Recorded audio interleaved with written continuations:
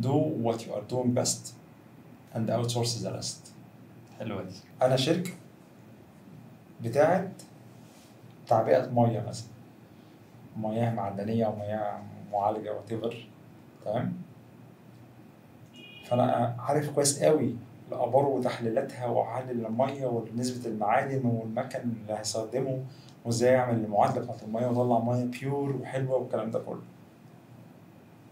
وعارف اعمل الازازه كمان اللي تحافظ على الميه لاطول فتره والناس تشربها وهي مرتاحه وفيها فاليو.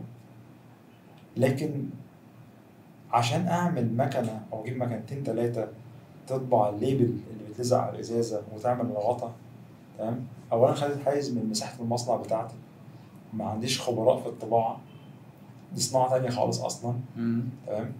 وخدت مساحه من مصنعي ومن حجم بيزنسي ومن حجم الانفستمنت بتاعي، كان ممكن اطلع بيه ابار تانية وازاز تانية والكلام ده كله. so I have to outsource it. يعني 5-6 كراتين هيبقوا مركونين جنب المكنه كده فيهم الليبلز وبيطلعوا تك الموضوع سهل وخلص. صح.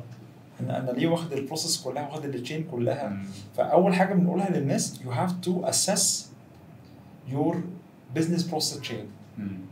ترسم البروسيس تشين كامله، then تبدا تاسس what is the core what is the non core.